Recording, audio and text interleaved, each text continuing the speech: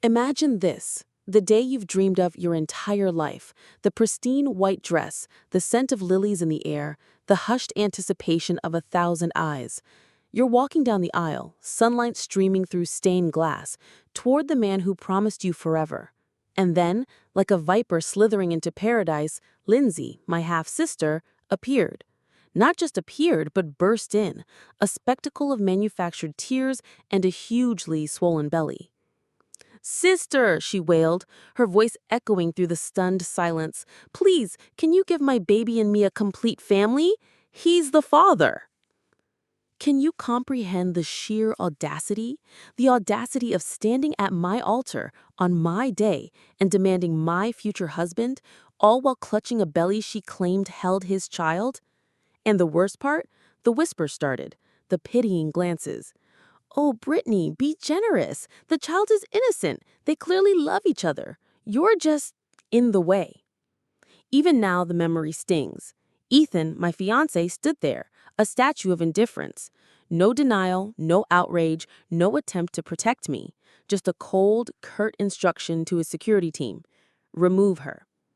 Later, alone, he dismissed it as a mistake, a lapse. He swore it meant nothing, that she meant nothing. And like a fool, blinded by what I desperately wanted to believe, I chose to trust him. Not long after that humiliating spectacle, the news hit like a physical blow. Lindsay was dead. A car accident. 2 lives gone, hers and the unborn child's. A part of me, the naive, empathetic part, crumbled under a wave of guilt. I had seen her pregnancy as an inconvenience, an unwanted complication. Now 2 lives were extinguished. That wound, that self-reproach, burrowed deep, festering in the quiet corners of my soul for years. During that time, Ethan, propelled by my family's immense wealth and powerful connections I tirelessly facilitated and vouched for, rose through the ranks. He transformed from a struggling businessman into a formidable titan of industry.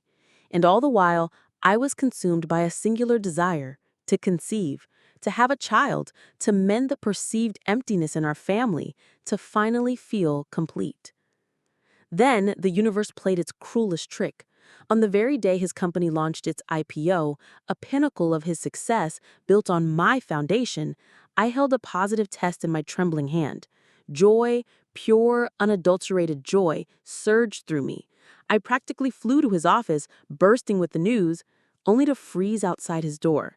A conversation, innocent enough at first, filtered through the wood. Ethan's voice, thick with an emotion I hadn't heard directed at me in years, perhaps ever. "Lindsay and our child are back. I won't let them hide anymore. This marriage, Brittany and I'm divorcing her." My world shattered. The crumpled pregnancy test in my hand became a symbol of a future that had just evaporated. His friend, seemingly shocked, mumbled, "But she's been by your side for so long, helped you build everything from scratch. The industry will look down on you." Ethan's response, a chilling, guttural laugh, still haunts me. Who am I now? Who dares to look down on me? His friend, a spineless worm, just shrugged. "True, but no guilt? You hid Lindsay and your child for years, even let the whole world believe they died in that accident. And all this time, your wife, she's been consumed by guilt, unaware that you've been secretly putting birth control in her food." Those words didn't just hit me, they incinerated me. Birth control. In my food. All those years of longing, of desperate attempts to conceive, of tears and frustration, it was all a macabre joke orchestrated by him. My body convulsed with the silent rage, my mind a blank canvas of pure, unadulterated fury. Every sacrifice, every ounce of effort, every tear I shed, every dollar I invested in him, a carefully crafted lie. I stood there, invisible, as his chilling pronouncements continued to carve into my soul. Brittany almost killed Lindsay and our child that year. I may not exact revenge, but I will never forgive her. Through the narrow crack in the door, I saw it, his eyes blazing with an intense hatred, utterly devoid of any lingering affection for the woman who had helped him conquer the world. His friend, ever the timid sycophant, offered a cautious warning. "You should be careful. Brittany may not wield the same overt power now, but she still has connections. If she learns of your betrayal, she might just retaliate with everything she has. Ethan merely smirked, a cruel twist of his lips. I've been systematically stripping her of her resources, her contacts, for years. Now she's nothing more than an old, useless woman who can't bear children. Useless. Unable to bear children. The words echoed, mocking me, as I stared down at the crumpled pregnancy test in my hand. The ultimate agony isn't just being betrayed. It's realizing that in the eyes of the person you loved, you were never more than a disposable tool. Let's rewind 4 years. My engagement day. A lavish affair meant to symbolize a new beginning. Instead, it became the day Lindsay, my half-sister, orchestrated her dramatic entrance. She wept, pleaded, claimed to be pregnant with Ethan's child, begging me to release him so their complete family could exist. Of course, I refused. Ethan, for his part, publicly conceded it was a mistake, told Lindsay to terminate the pregnancy. She vanished. Months later, the whispers began. Lindsay was dead. A fatal car accident. Both she and the child gone. My father, upon hearing the news, immediately raced to confirm. Ethan, too, vanished for half a month, ostensibly to the accident site.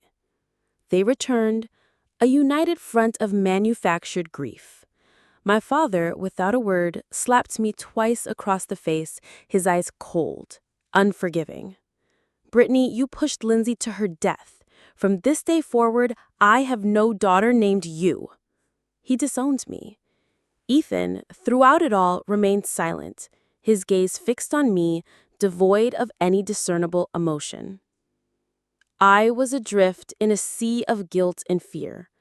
Desperate to regain their trust, I willingly signed over my company shares to my father.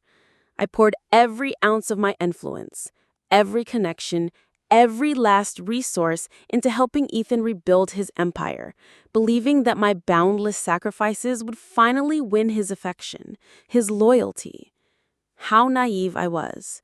It was all a meticulously crafted charade, a grand deception designed to exploit me. Madam, you've arrived. The unexpected voice sliced through my reverie, snapping me back to the present. Both Ethan and his accomplice flinched, their heads snapping toward me. For a fleeting moment, I saw it, a flicker of panic in Ethan's eyes. But it was gone as quickly as it appeared, replaced by his usual cold composure. His voice, when it came, was laced with thinly veiled disgust. Since you know everything now, I see no need for pretense. We're getting a divorce. I'll compensate you with $5 million. $5 million. The words hung in the air, a grotesque mockery of my sacrifice. $5 million? He thought that paltry sum, that insulting pittance, could erase years of my life, the millions upon millions I had invested in his success? I laughed then, a sound so brittle, so devoid of warmth, it startled even me. Divorce? You're sure? I repeated his words, each one a hammer blow against the silence. You, a contemptible, brazen scoundrel, dare to speak to me as if you're bestowing a favor? You believe your wings are strong enough to fly without me? He narrowed his eyes, searching my face, trying to discern if I held any trump cards. But he remained silent. The raw pain that had consumed me moments before had evaporated, replaced by a crystalline clarity, a chilling resolve. For years, my acumen in the business world built him an empire. My shrewdness, my sharp intellect were undeniable assets. I had been constrained by a false morality, crippled by the death of a sister who was very much alive, shackled by a meticulously engineered play. But now, with the curtain ripped away, they would learn what I truly was. Ethan, I won't let you live in peace. Prepare yourself. I turned, a ghost of a smile on my lips, leaving behind a silence so thick it was suffocating. The largest strategic partner of Ethan's company was, conveniently, my uncle's corporation, a long-standing alliance nurtured by my family's influence. I called my uncle, laid out the full, unvarnished truth. A heavy silence hung on the line before he spoke, his voice filled with quiet fury. My niece has suffered enough. But to truly dismantle Ethan, simply canceling contracts won't be enough. I smiled grimly into the phone. Don't worry, Uncle. I have my own arrangements. And with that began a cascade of calls, each one a nail in Ethan's coffin. What Ethan failed to grasp was that his company's lucrative partnerships, the very bedrock of his success, were directly thanks to my mother's powerful family. I had personally vouched for his company, putting my own reputation and my family's formidable influence on the line to secure those massive contracts. For years, his enterprise had thrived under this unspoken guarantee. He foolishly believed that now he no longer needed my face to maintain these agreements. He was grievously mistaken. Without my assurance, those partners would vanish, leaving him adrift. My hatred for Ethan was a burning inferno. While I possessed countless more subtle methods of exacting my revenge, I was ruthless. I was willing to deploy the full, undeniable force of my family's power to bring him down swiftly. Let them say I relied on my family's coattails. What does it matter? It's sheer foolishness not to leverage your advantages when the stakes are this high. 3 days later, the stock market opened. Ethan's company, fresh from its IPO, saw its shares plummet in a catastrophic freefall. In a single brutal night, everything he had painstakingly built crumbled into dust. I then made my declaration to the entire business world, a statement so chillingly precise, it sent ripples of fear through the corporate elite. Ethan is an ungrateful dog. Anyone who dares to collaborate with him is an enemy of mine. I have never been, nor will I ever be, a gentle or forgiving soul. With the backing of an immensely powerful family and my own significant standing in the business world, no one dared to cross me. Ethan's company was merely one player. Countless others existed. If years ago Ethan had simply confessed his love for Lindsay, I would have walked away. But he didn't. He spun a web of lies, claiming their liaison was a mistake, a trap. I swallowed that poison only to be brutally betrayed. The moment news of my declaration reached her, my best friend called, her voice trembling with barely contained fury. He used your connections, your resources to build himself up, and then secretly gave you birth control for years? He's an animal. And that accursed stepsister of yours. Everyone thought she was dead, but only your father and Ethan ever saw her body. Think about it, Brittany. They planned this 4 years ago. Their cunning, it's beyond belief. I listened, a faint, bitter smile touching my lips. I haven't even cried yet. Why are you? Don't worry. We have all the time in the world to settle scores. You know me. Just sit back and watch. Ethan's mother, witnessing my father's stunned silence, immediately took up the mantle of the aggrieved party, feigning sorrow. No wonder you don't care about Ethan's life or death. You're truly so cold. I initially agreed to your marriage into the Cunningham family because I believed you were kind and filial. I never imagined you would reveal your true nature after just a few years. You've disappointed me immensely. I offered a faint, almost imperceptible smile, my gaze unwavering in the face of her theatrical accusations. Disappointed? And for what exactly are you disappointed? I raised an eyebrow, my tone dripping with sarcasm. I genuinely question whether you possess a functioning brain. Cease with your condescending tone of bestowal. Do you truly believe I still require your son, a crippled shell of a man? How can you utter such words without shame? Your morality is inferior to a dog's, yet you dare to criticize my character? Do you wish to condemn me for having supported Ethan for years, for allowing him to climb to such heights, only to be betrayed by him? Or do you wish to condemn me for no longer being a naive fool, for refusing to be exploited further? Ethan's mother's face paled, but she stubbornly clung to her facade of pathetic victimhood. Regardless, Ethan was once your husband. Now he's barely clinging to life. Can you truly remain so indifferent? I laughed, a bitter, hollow sound, looking directly into her artificially sorrowful eyes. If I were lying in that hospital bed today, do you truly believe Ethan would show a flicker of concern? He would likely be celebrating jubilantly with his mistress. So silence that foul mouth of yours. Your conscience, like Ethan's, has been gnawed away by dogs. For unconscionable wretches like yourselves to lecture me on morality, it's truly laughable. I enunciated each word slowly, deliberately, each one a razor-sharp cut through her carefully constructed mask. I believe he would be reveling with his mistress, oblivious to my fate. So please, shut your mouth. Don't use that 7-day-old stench to lecture me on ethics. Ethan's mother was speechless, her carefully constructed performance crumbling. My father, livid, slammed his fist on the table. You truly are an unfilial daughter. Without me, would you be where you are today?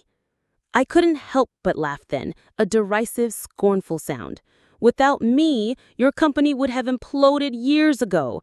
The lavish house you inhabit, the extravagant lifestyle you enjoy without a single worry, is that not all thanks to me? Whose account, dear father, has funded your every indulgence for all these years?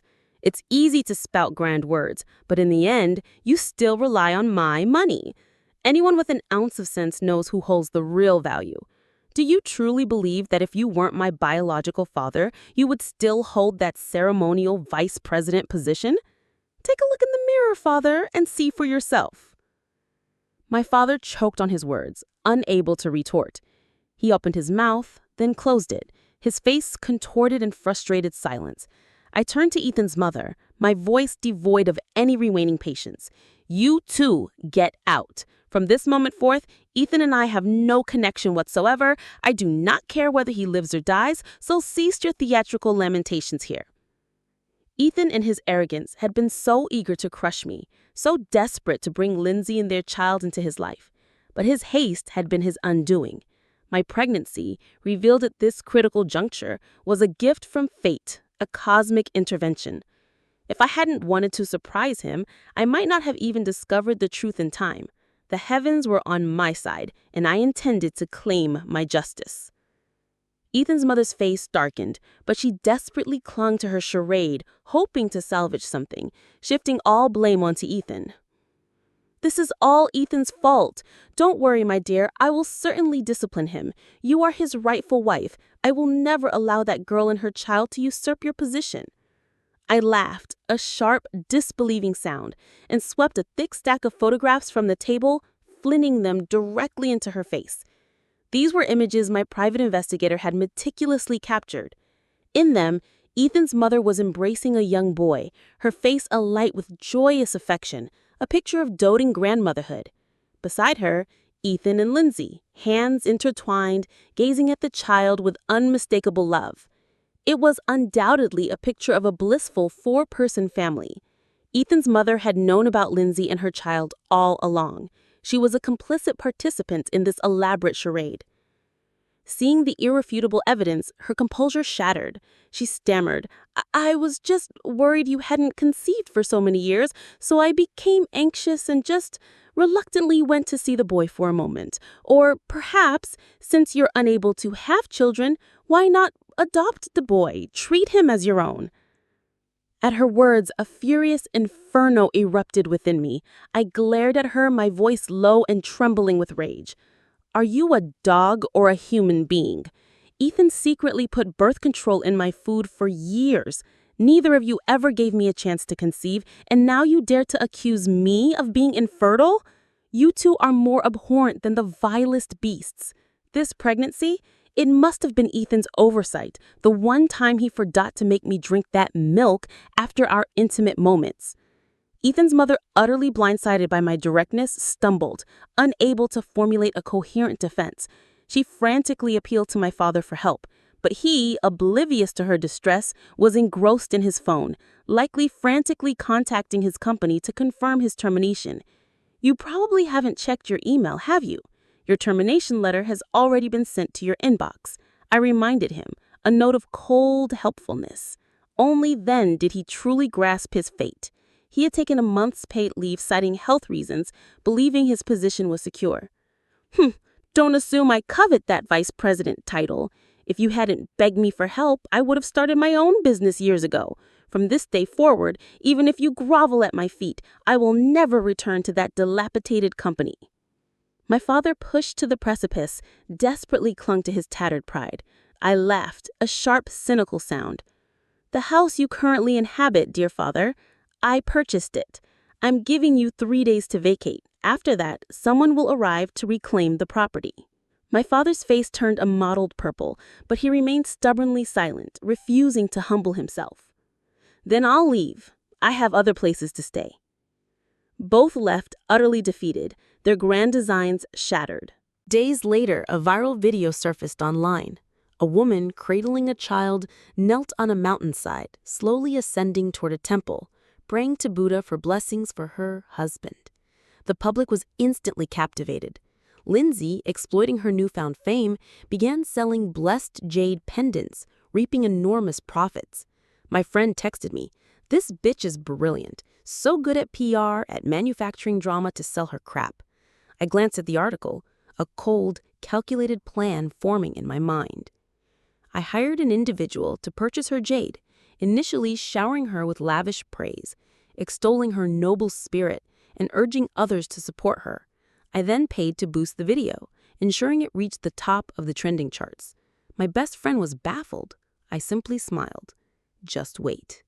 The video went viral, and within a single day, Lindsay amassed a small fortune. And then, the second video was released. The jade wasn't jade at all. It was cheap synthetic resin. The low-grade but real jade she advertised for 199 yuan cost less than 1 yuan a piece to produce. She was mercilessly dragged through the mud, inundated with demands for refunds. Her carefully constructed reputation imploded in an afternoon. But of course, the true masterpiece was yet to come. Half a month later, Ethan finally emerged from critical condition, his company on the brink of ruin. His body crippled from the accident, he finally discarded his pride and called me. He had been waiting, hoping my anger would subside, hoping I would revert to the compliant pet I once was. "How much longer do you intend to cause trouble?" he demanded, his voice laced with his usual blame. I simply hung up. The phone immediately rang again. "I miss you so much. Can you please come visit me?" Ethan's arrogance had vanished, replaced with a whining, pleading tone. That tactic, once upon a time, would have shattered my resolve. Years ago, he had proposed, claiming everyone looked down on him, but that he would reclaim his honor with me by his side. "Will you be with me? Will you marry me?" I had walked down the aisle in a pristine white gown, straight into a living hell. He was the poison root of all my misery. My voice was a frigid whisper.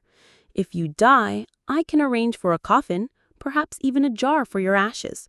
After all, we were once married." He recoiled. "You hate me that much? Send the divorce papers." Ethan had waited half a month to contact me, partly to let me cool down, partly terrified I'd mentioned divorce. Before he'd been so cocky, but after I systematically dismantled his company, fear had finally set in. He still hoped I was the weak, easily manipulated woman he remembered. Now our connection was solely one of shared interests, a tangled web of benefits. He believed he had stripped me of all power, yet a single outburst of mine had brought his empire to its knees. He no longer dared to divorce me. "No, I won't divorce you. I love you." His words were hollow, love reduced to a cynical tool for manipulation. I briefly considered asking if he had ever truly loved me, but the thought felt pointless, a humiliation I no longer wished to inflict upon myself.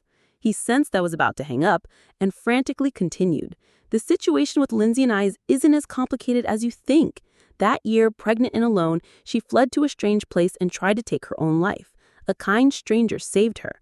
I couldn't bear to let them die, so I intended to send them abroad after the birth to be raised by relatives. But my plan was derailed.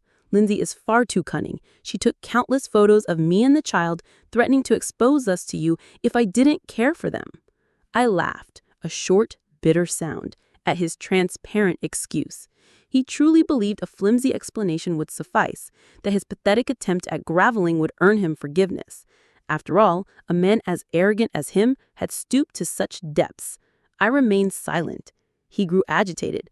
I've explained everything. Believe it or not, that's your choice. But I beg you, don't let personal feelings interfere with business. You had your uncle cancel contracts, cut off supply chains, and use money to manipulate stock prices, causing market chaos. Are you truly willing to destroy the company we built together, all for revenge?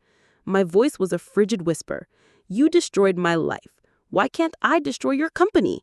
He was speechless, resorting to pathetic moralizing. We are husband and wife. We should show tolerance. Your temper is not good, your health is poor, but I've never complained. Why can't you give me a chance to atone? Besides, you can't have children anymore. If you are a little more tolerant, Lindsay's child could even care for you in your old age. I sneered. Did that car crash damage your brain? How can you be so utterly shameless? Do you truly believe I'm still the gullible fool you once knew? When the curtain was ripped away from your disgusting play with that mistress, I stopped being the imbecile you thought I was. Stop trying to reason with me with your pathetic, idiotic logic. You're nothing more than a pathetic clown dancing for my amusement. The more you speak, the more you expose your utter helplessness and cowardice. You were so brave demanding a divorce before, and now you resort to these pathetic games? If your brain is truly damaged, seek medical help, and please stop talking. Even through the phone, your words stink. I hung up abruptly. He genuinely believed I was infertile, so I took a picture of my positive pregnancy test and sent it to him. Before he could even respond, I blocked his number. The next morning, I made a rare public appearance on a financial news program. At the end of the broadcast, I gently caressed my abdomen, a serene smile gracing my lips. I'm delighted to announce that I'm expecting and will be stepping away from the public eye for the next year to focus on my pregnancy. The news of my pregnancy exploded across the financial world. I had just publicly severed ties with Ethan, and now this news. Many speculated that he had managed to win me back. That's when my best friend, absolutely beside herself with fury, took to social media. She posted a lengthy, scathing expose. In essence, she revealed that Ethan had a 3 or 4-year-old son with another woman, and to secure the child's position, he had secretly put birth control in my food for years. She recounted how he had deliberately tried to render me infertile, yet miraculously I had still conceived. She urged me to terminate the pregnancy and divorce him. The post instantly went viral. What was once mere industry gossip exploded into a national sensation. People remembered the infamous Ethan Lindsay scandal at my engagement party. I remember that. The Lindsay girl crashed the wedding, pregnant with the groom's baby, begging her sister to give him up. It was a huge scandal back then, but then it just disappeared. Wonder if it was true. True or not, the Cunningham family was on the verge of bankruptcy years ago, and it was the Brittany who saved them. And now the young master tries to kick his devoted wife to the curb the moment he gets back on his feet. He never loved her, clearly. Giving her birth control for years? What a twisted, cruel man. Poor Brittany. Then an expert with medical knowledge posted analysis, the core message being that my pregnancy was risky and the fetus might have abnormalities due to the prolonged birth control use. Very quickly, it was discovered that this blogger was none other than Lindsay, the very woman who had publicly knelt before the Buddhist statue and sold fake jade. The revelation that she was the one who had cried and sold fake goods sent the internet into a frenzy. Netizens swarmed Lindsay's pages, demanding answers. Are you the mistress who crashed your sister's wedding and you dared to act like an expert, cursing someone's unborn child with deformities? You need to cure your own deformed brain first. And you sell fake products pretending to be virtuous to scam money? You have the morals of a dog. A torrent of accusations erupted. All of her past misdeeds, accumulated over the years, came crashing down. Once suspicion took root, more and more people came forward to corroborate her infamy. Her reputation was in tatters, beyond any hope of redemption. Lindsay dared not speak, shutting down comments on her posts. She only posted one single desperate message. The innocent know their innocence, but still kept comments disabled. A month later, my period of confinement over, my best friend came to visit. She regaled me with the latest gossip. Lindsay had attempted to contact me for compensation but failed, so she resorted to online rants. This utterly annihilated her public image. Already infamous for faking her death and stealing a husband, the added spectacle of her victim blaming over her son's accident led to her complete digital cancellation. She had hoped to leverage online platforms to make money, but instead she merely blackened her name further. I hadn't been online that month, so I was oblivious to these developments. Ethan's company has gone bankrupt, she continued. He tried to find you, to beg, but couldn't reach you, so he went to your mother's company and knelt. His leg had just barely recovered, and kneeling for a full day caused a relapse. Now he walks with a permanent limp. She paused. Ethan still hasn't signed the divorce papers, but you've already filed for divorce with the court anyway. Oh, and your father? He's truly shameless. After being fired, he still dared to show up at your company begging for a job. The security guards blocked him, and he actually tried to pull rank. Your mother herself came down and gave him a beating before he finally left. I sighed, a faint weariness in my heart, feeling no joy. I still couldn't comprehend it. We were both his daughters. Yet why did he lavish love upon Lindsay and despise me? My mother, after marrying him, treated him with the utmost kindness and was filial to his parents. Yet he remained infatuated with the other woman. Perhaps that's the power of the white moonlight people speak of. He loved his white moonlight, and he loved the daughter she bore him. Seeing the melancholy on my face, my friend deftly changed the subject, regaling me with lighter, amusing anecdotes. A year flashed by. I chose to travel the world, immersing myself in new cultures, collecting experiences. Upon my return, I heard the news. Ethan was dying. I went to see him one last time. The man who was once so arrogant, so full of bluster, now lay on his deathbed, clinging precariously to life. After his company's utter collapse, he truly broke.